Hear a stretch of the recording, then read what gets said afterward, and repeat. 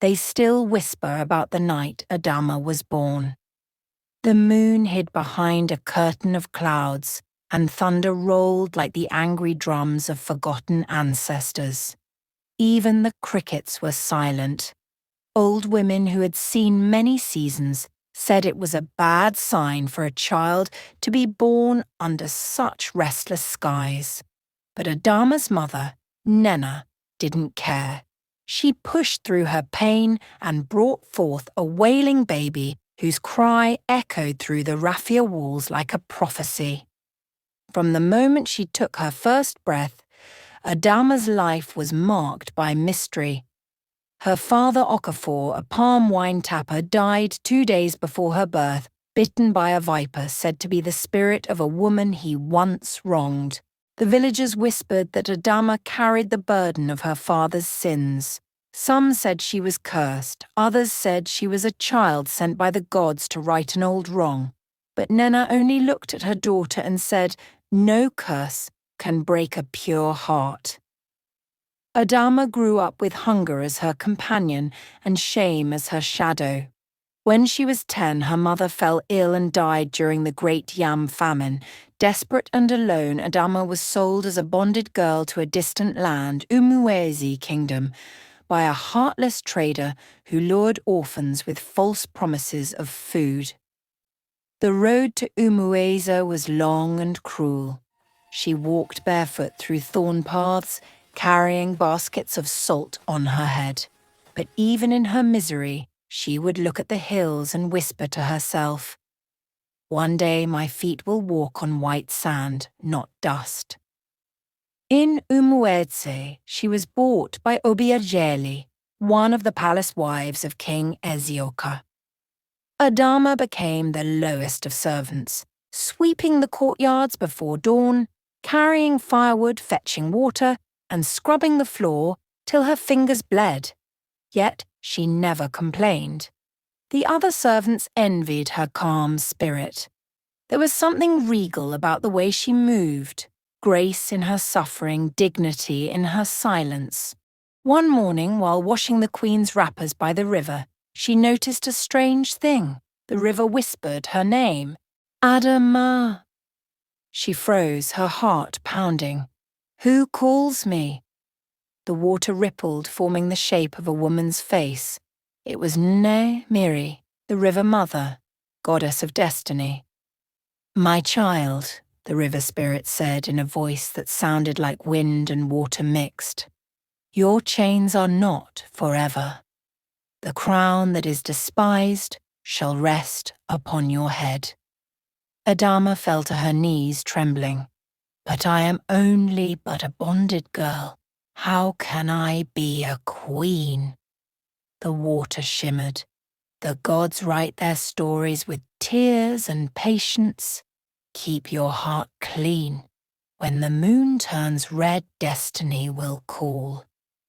And just like that, the water stilled, leaving Adhama weeping on the riverbank. From that day, she carried those words in her heart like a secret fire. But destiny, though promised, is never easy. The morning sun rose lazily over Umuezi Kingdom, painting the mud huts gold and setting the palm fronds aglow. The air was thick with the scent of roasted yam and wood smoke. Drummers were already at the palace gate, their rhythms announcing the festival of Iriji, the new yam celebration, a day when even slaves were allowed to smile. Adhama had woken before the first cockcrow, her body aching but her spirit steady. She wrapped herself in a faded blue wrapper and carried a calabash of water to the queen's hut. As she entered the courtyard, her eyes met something unexpected. A young man in fine lion hide cloth, his chest broad, his skin gleaming with palm oil, and his eyes bright like morning dew. Prince Obinna. He was the first son of King Ezioka, the heir to the throne of Umueze. His name was whispered across the land as a warrior and scholar, a man blessed by the gods. But that morning he was simply a prince lost in thought. sitting beneath the Udara tree, feeding kola nuts to a parrot perched on his arm. Adhama froze. Slaves were forbidden to look directly at royalty, yet her eyes betrayed her. There was something in his gaze, kindness, mixed with loneliness. "What is your name?" the prince asked suddenly, his voice low and warm. Adama's heart skipped. My lord, forgive me. I am not permitted to speak unless—" "I asked your name," he interrupted softly. "Adhama," she whispered. He repeated it slowly, tasting the syllables like honey. "Adhama. Beautiful name. It suits you." Her breath caught in her throat. No one had ever called her beautiful, not even her late mother, who only ever called her my strong one. The word sounded forbidden coming from royal lips. Just then a shrill voice sliced through the air. "Oka! Adhama, you wretched thing! Why are you idling before the prince?" It was Obiageli, the palace wife who owned her. Her eyes were sharp as spear tips. She stormed towards them, grabbed Adhama by the arm and hissed, "You dare seduce the royal blood! Foolish girl!" Prince Obin arose, his expression darkening. "Let her go, Obiageli. She did nothing wrong." The woman bowed slightly but muttered, "My prince, you do not know these slaves. Their eyes are traps." He turned to Adhama, his gaze soft again. "Go, but remember, never let anyone make you forget your name." That night, as Adhama lay on her raffia mat, his words replayed in her mind, "Never let anyone make you forget your name." It was strange the way they made her chest tighten. She pressed her hands to her heart and whispered, "Oh gods, why does the prince's voice feel like the sound of home?" But the gods were silent. Weeks passed, and Adhama thought the moment had faded into memory. Until one afternoon, the queen sent her to deliver palm wine to the royal gardens. She found the prince again, this time training with a spear. Sweat gleamed on his skin like morning rain on stone. He looked up and smiled. "Ah, the river girl." She blushed. "My lord?" "The way your eyes shine reminds me of the river after rain," he said. "Do you come from there?" Adhama hesitated, then nodded. "The river called my name once." He lowered his spear, intrigued. "The river called you?" "Yes, my lord." It said, "Never mind. Come on, you can trust me," the prince urged. It said, "The crown that is despised shall rest upon my head." Prince Obina's expression changed, curiosity deepening into awe. "Those are not words to be ignored. My grandmother used to say the gods speak only to those chosen for great paths." "But I am only a bonded girl," Adhama said, voice trembling. The prince smiled gently. "Perhaps you are a slave today, but destiny has a way of mocking men's labels." Those words burned into her soul. From that day, he began to watch her in secret, when she sang at the river, when she danced while fetching water, when she laughed softly in the company of other maidens. Adhama, unaware, carried her burdens with quiet grace, never knowing the prince's heart was slowly being drawn to her like the tide to the moon. But the walls of a palace are ears and tongues combined. Soon rumors began to fly. The prince is bewitched by a useless maid. Obiageli's servant has stolen the heir's heart. The gods will curse Umuez if this continues. When the queen heard, her wrath shook the palace. "Bring me that girl," she thundered. And before sunset, guards dragged Adhama into the royal courtyard, her knees bruised, her heart pounding like a talking drum. "Who are you," the queen demanded, "to tempt my son? What charm have you used?" Adhama wept. My queen, I swear on my mother's grave, I have done no such thing. But envy speaks louder than truth. That night she was whipped and thrown into the servants' dungeon beneath the palace, cold, dark, and smelling of old blood. As her tears soaked the earth, she remembered the river's voice. The crown that is despised shall rest upon your head. And for the first time she whispered not in fear, but in faith. If the gods have written it, no whip can erase it. The night after Adhama's punishment was one that Umuez would never forget.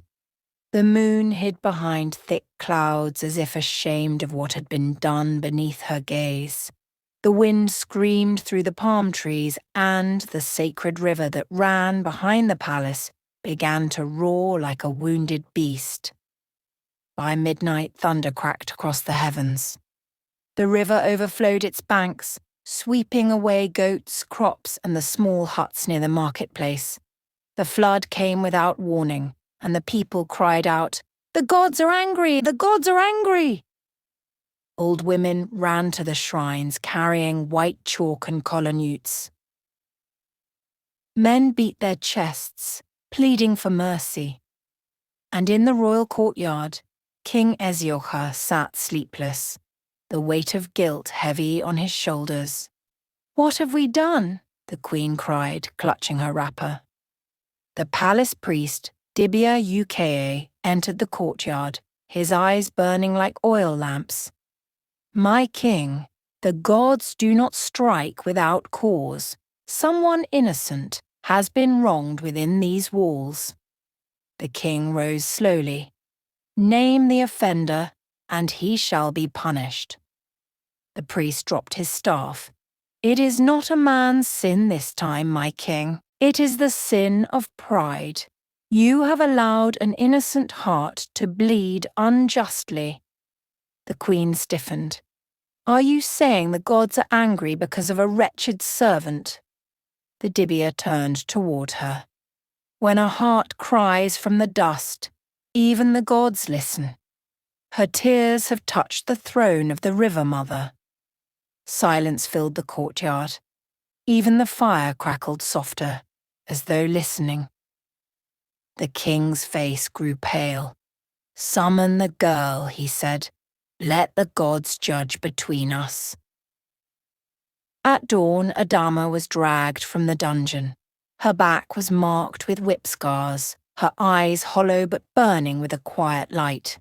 She was brought to the shrine by the river, where the elders, the queen, the prince, and the villagers had gathered.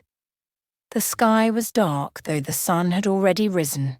The river hissed like boiling water. The dibia stepped forward, raising his carved staff.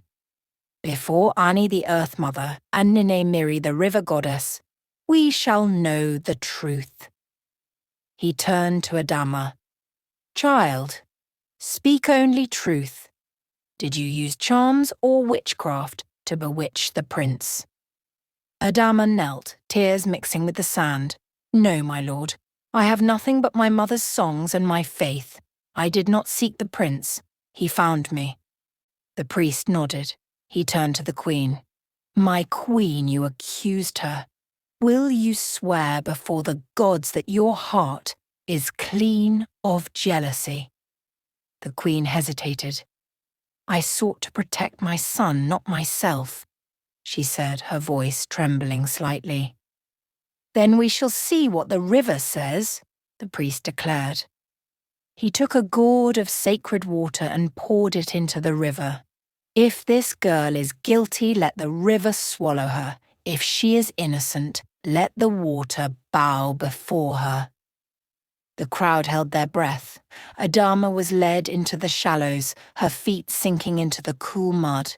The water rose, swirling around her ankles, her knees, her waist. Then something strange happened. The water glowed. A low hum filled the air. The river's current bent backward, flowing against its natural course, circling Adhama in a whirl of silver light. Gasps rippled through the crowd. The dibia fell to his knees. Ekwensu, the river has spoken. The girl is innocent. The queen stumbled backward, fear flashing in her eyes. It cannot be. The prince stepped forward, his face shining with tears. You see, mother, the gods defend her. Suddenly, a voice echoed from the river, soft yet powerful, like thunder whispering. The heart you chained shall one day rule your hearts. The crown you despise shall rest upon her head. Honor what the gods have chosen, or Umues shall drink from the cup of sorrow. And just as suddenly as it began, the light vanished, the river calmed, the air grew still. Adhama collapsed, trembling but unharmed. The priest rushed to her and sprinkled white chalk on her forehead. Child of destiny, he whispered, your tears have become a covenant. That evening, the king summoned Adhama privately. The prince stood beside him, silent but hopeful. Child, the king said softly, forgive us. Pride blinded this house. You shall not be punished again. From today you will serve only in the inner chambers where the queen's maidens dwell. Adhama bowed deeply. My king, I forgive. The gods have shown mercy. Who am I to hold anger? The king nodded, moved by her humility, but the queen's heart burned with secret shame and envy. As Adhama was led away, Prince Obinna whispered, The gods have marked you, Adhama. I will not rest until you are free. She turned to him, eyes glistening with gratitude and fear. Then pray the gods give you strength, my prince, for the path of the chosen is never easy. Inside the palace, Adhama now lived among the queen's maidens, polishing ivory beads and preparing sacred meals. Her hands still bore the marks of slavery, but her eyes carried a calm light that unsettled many. She worked silently, never proud, never bitter, just thankful for each sunrise. The palace of Umues had grown quiet, but it was not the silence of peace. It was the silence that comes before a storm. Since the night of the river's miracle, whispers had multiplied like shadows. Servants spoke softly of Adhama, the bonded girl whom the gods had spared, the girl whose tears could move the river. And though the king had forgiven her, and the prince's eyes still sought her across every courtyard, there was one heart that refused to rest, Queen Obiageli's. She was a woman of rare beauty, adorned with beads from distant lands, but her heart had become a furnace of envy. Each time she saw her son smile because of Adhama, a fire burned deeper inside her. She will bring ruin to us, the queen muttered one night, pacing her chamber. The people whisper that the gods favor her. If I do not crush her now, she will one day sit where I sit. Her maidservant, an old woman named Nwanyi Buife, hesitated before speaking. My queen, perhaps the girl is blessed. The river itself rose to defend her. Silence, Obiageli snapped. Blessed. She is a witch, and I will prove it. That night, when the moon was thin and the guards were weary, the queen summoned 2 trusted soldiers, Ogbu and Nana, men whose loyalty could be bought with gold and fear.